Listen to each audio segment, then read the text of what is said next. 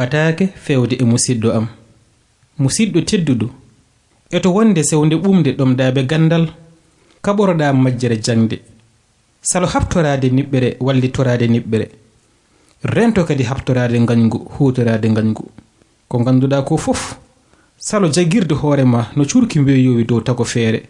Jiye kam nane kam. Musidɗo, kala moƴƴere nde meɗɗa waɗande neɗɗo wor haaltu ɗum.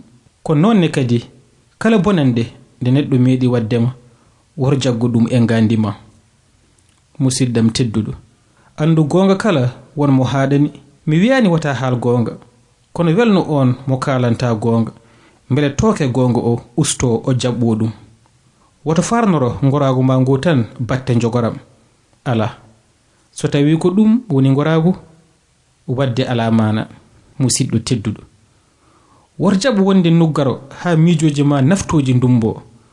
Kono won jankiniɗo miijoɗa gurdam e mayde ko hoddiɓe ɓe jahodirta. Andu mayde ina kewta so tawi golle goppama caggal. Musiddam tedduɗo, ɗum ko bagginalam. No waywade kala heddo e gonka ma moƴƴuka. A wawa weltinde neɗɗo kala saka wiide in abbito aade kala e ko foti welde fittandu mum. Rento selodirde yimɓe sappo bonɓe ngati sa ɓurani teede ko an jogori wattude ɓe yimɓe 11. Faam kala golle ɗe mbawɗa gollude alay sago woode ñingɓe ceyfira golle ɗe. Musiddam tedduɗo, andu yimɓe ko ƴibbe, kala hen kiñaɗo ma wodi ko yalti muɗum ayba. Yoga e mabɓe mbaykuno pobbini sinno ko sago mumen ñalawma wiye niɓɓo jamma o yette kunus.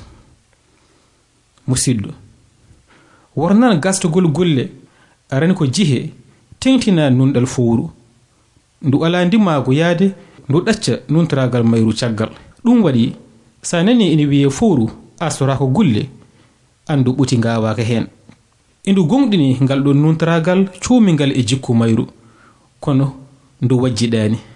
Musiddam tedduɗo, nande diɓe mayru ina tawe e ladde morande soppiroɓe ɗemɗe aynotoɓe kongi tokadi nanoɓe gonɗina faljoɓe ɓe lamsintako. Ɗum waɗi fowru wiide sinno jamma niɓɓo yahanno ha wajobina nangue wiya tayi ma woda ko seeda yiya ina ruɓa hakkude beyi e baali ko wona min tan fowru. Salo wonde yendu tampanondu sangalde. Musidɗo am, miccoɗa e ngolɗo konngol gurdam aduna ko ngesa fof koye nangue gollete kono koye ɓuɓri ñamate. Mbaɗen kono defte ni ɓurɓe hewde ɓe jiyat tan ko ngaro horigo e dow men ngo. Ko cette e ɓen tan goni jangoɓe meftande darti gurdam meɗen. Kewendi sefitoɓeɓe yerodirtako ko mbefegu. Ko ɓuri gonɗir ko cette e mabɓe tan gandi keɓe ndi dewe rewe meɗen. Musiddam, kala maɗa rewa e pele muɗum ƴewɗo yaɓɓata ɗo ngati so koyngal fotima tokkitima ina wayla jaɓɓal jomum. Yawde heptinde moyto bonna weɓani kono sa andimo woɗomo ndentoɗamo kañum e kiitaɗo gaɓandu hoore muɗum.